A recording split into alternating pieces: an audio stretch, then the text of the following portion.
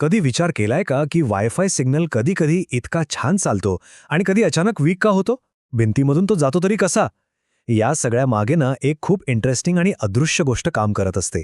आणि आज आपण त्याच गोष्टीबद्दल बोलणार आहोत, रिफ्लेक्शन कोएफिशियंट.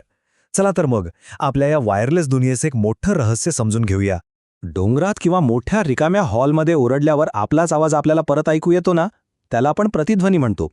आता जरा विचार करा की आपला वायफाय सिग्नल पण असाच ओरडतो आणि मग तो भिंती, फर्निचर किंवा इतर वस्तूंना धडकून परत येतो. हे दोन्ही प्रतिध्वनी, मग ते आवाजाचे असोत किंवा सिग्नलचे, एकाच मूलभूत गोष्टीवर चालतात आणि ती म्हणजे परावर्तन किंवा रिफ्लेक्शन. तर मग जसा आपला आवाज भिंतींवरून परत येतो, अगदी त्याचप्रमाणे इलेक्ट्रोमॅग्नेटिक लहरी म्हणजे आपले सिग्नल्स हे सुद्धा सर्किट्स, केबल्स किंवा अँटेनाच्या मार्गात काही अडथळा आला की परत फिरतात. ह्या इलेक्ट्रॉनिक प्रतिध्वनींनाच टेक्निकल भाषेत रिफ्लेक्शन्स असं म्हणतात. हे होतं कधी? जेव्हा सिग्नलच्या वाटेत काहीतरी अडथळा येतो. म्हणजे काय? तर सिग्नल ज्या रस्त्यावरून जातोय ते रस्त्याच्या इम्पिडन्समध्ये अचानक बदल होतो. आता इम्पिडन्स म्हणजे काय असं वाटेल. सोप्या भाषेत सांगायचं तर रस्त्यावरचा स्पीड ब्रेकर.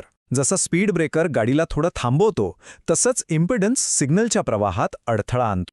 पण हा अडथळा किती मोठा आहे, म्हणजे किती सिग्नल परत येतोय, हे आपल्याला एकदम अचूकपणे मोजता आलं पाहिजे, नाही का? आणि इथेच खरी एंट्री होते रिफ्लेक्शन कोएफिशियंटची. तर रिफ्लेक्शन कोएफिशियंट, ज्याला आपण गॅमा किंवा रो या चिन्हांनी ओळखतो, तो खरं तर एक साधं गुणोत्तर आहे. म्हणजे परत आलेल्या वेव्हची ताकद भागिले मूळ वेव्हची ताकद. सोप्या शब्दात सांगायचं तर हा त्या इलेक्ट्रॉनिक प्रतिध्वनीचा आकार मोजतो. आता हे सूत्र बघून थोडं टेक्निकल वाटू शकतं, पण घाबरू नका, हे खूप सोपं आहे. अशी कल्पना करूया की Z0 म्हणजे आपला मस्त मोठा हायवे आणि ZL म्हणजे हायवेवरून एका छोट्या गल्लीत जाणारा रस्ता. आता विचार करा, जर हायवे आणि गल्ली यांची रुंदी एकदम सारखी असेल तर काय होईल? गाड्या एकदम स्मूथली जातील, बरोबर? पण जर गल्ली अचानक अरुंद झाली तर तिथे ट्रॅफिक जॅम होईल. काही गाड्या पुढे जातील पण काही परत फिरतील, बरोबर ना? बस हेच आहे ते. Z0 म्हणजे त्या मार्गाचा इम्पिडन्स आणि ZL म्हणजे गंतव्यस्थानाचा. या दोघांमध्ये जितकं चांगलं मॅचिंग तितकं रिफ्लेक्शन कमी. सिंपल. पण इंजिनियर्स या रिफ्लेक्शनची इतकी काळजी का करतात? अरे, कारण या लहान वाटणाऱ्या प्रतिध्वनींची किंमत खूप मोठी असू शकते. तर बघा, हा रिफ्लेक्शन कोएफिशियंट एका दगडात अनेक पक्षी मारतो. एक, तो आपल्याला सांगतो की इम्पिडन्स जुळतोय की नाही, म्हणजे आपला हायवे आणि गल्ली जुळतायत का. दुसरं म्हणजे यावरूनच ठरतं की किती ऊर्जा वाया जात आहे.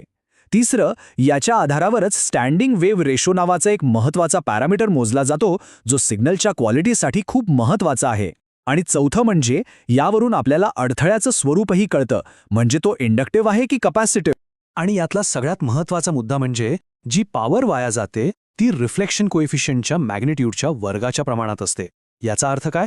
की थोडासा जरी मिसमॅच असला ना, तरी खूप जास्त पॉवर वाया जाऊ शकते आणि त्यामुळे आपल्या डिव्हाइसची बॅटरी आणि कार्यक्षमता दोन्ही कमी होतात. चला, आता जरा खोलात शिरूया. बघूया की रिफ्लेक्शन कोएफिशियंटची वेगवेगळी मूल्य आपल्याला सर्किटच्या तब्येतीबद्दल काय सांगतात. कारण प्रत्येक आकडा एक कहाणी सांगतो. इथे बघा, जर गॅमा 0 असेल तर याचा अर्थ आहे परफेक्ट मॅच, म्हणजे सगळीच्या सगळी पॉवर व्यवस्थित पोचतेय. जर तो -1 असेल तर त्याला म्हणतात शॉर्ट सर्किट, म्हणजे सगळा सिग्नल परत येतोय. आणि जर तो +1 असेल तर त्याला म्हणतात ओपन सर्किट, तिथेही 100% रिफ्लेक्शन होतं. हे चित्र आपल्याला एकदम सोप्या पद्धतीने दाखवतं की गॅमाची किंमत नेहमी 0 आणि 1 यांच्यामध्येच असते. 0 म्हणजे सगळा आलबेल आहे, बेस्ट केस, आणि 1 म्हणजे सगळ्यात वाईट परिस्थिती, जिथे सगळ्याच्या सगळा सिग्नल परत येतोय. मग प्रश्न असा येतो की इंजिनियर्स या सगळ्या आकड्यांसोबत काम करतात तरी कसं? तर त्यांच्याकडे एक खास ग्राफिकल नकाशा असतो, एक प्रकारचा GPS, जो त्यांना या अदृश्य प्रतिध्वनींच्या जगात योग्य मार्ग दाखवतो. या नकाशाला म्हणतात स्मिथ चार्ट. आता हे नाव जरी अवघड वाटलं तरी ही गोष्ट खूप कामाची आहे. समजा हा रिफ्लेक्शन कोएफिशियंटचा एक व्हिज्युअल डॅशबोर्ड आहे. जसं गाडी चालवताना आपण स्पीडोमीटरवर लक्ष ठेवतो, तसंच इंजिनियर्स स्मिथ चार्टवर एका नजरेत सिग्नलची पूर्ण कुंडली बघू शकतात. खरंच हे एक खूप शक्तिशाली साधन आहे. या चार्टवरचा प्रत्येक पॉइंट, प्रत्येक बिंदू हा एक विशिष्ट रिफ्लेक्शन कोएफिशियंट आणि इम्पिडन्स दाखवतो. म्हणजे जर एखादा पॉइंट चार्टच्या एकदम कडेला उजव्या बाजूला असेल तर इंजिनियरला लगेच कळतं की अरे बापरे, इथे तर खूप रिफ्लेक्शन आहे. मग त्यांचं काम असतं की त्या पॉइंटला चार्टच्या मध्यभागी आणणं जिथे रिफ्लेक्शन 0 असतं. म्हणजे एकाच चित्रात प्रॉब्लेम पण दिसतो आणि सोल्युशन पण. आणि एक गमतीची गोष्ट म्हणजे हे रिफ्लेक्शन पूर्ण वायरवर एकाच ठिकाणी सारखं नसतं. तुम्ही वायरवर कुठे मोजमाप करत आहात यानुसार त्याचं स्वरूप बदलत राहतं. जसं नदीच्या प्रवाहात प्रत्येक ठिकाणी पाण्याची गती आणि दिशा वेगळी असते, अगदी तसंच सिग्नलच्या मार्गावर रिफ्लेक्शनचं स्वरूप बदलतं. हीच तर या संकल्पनेची खरी गंमत आहे. तर या सगळ्या चर्चेचं सार काय? तर आपल्या फोनपासून राउटरपर्यंत या सगळ्या वायरलेस टेक्नॉलॉजीच्या मागे हे लहान अदृश्य इलेक्ट्रॉनिक प्रतिध्वनी कसे कंट्रोल करायचे ह्याचंच विज्ञान दडलेलं आहे. हीच खरी गुरुकिल्ली आहे. आणि जाता जाता एक विचार सोडून जातो. सेलफोन असो किंवा थेट अवकाशातले सॅटेलाइट्स, आपलं आजचं आधुनिक तंत्रज्ञान या एका लहानशा अदृश्य रिफ्लेक्शनला कमी करण्यावर किती अवलंबून आहे याचा कधी विचार केलाय का? नक्की विचार करा.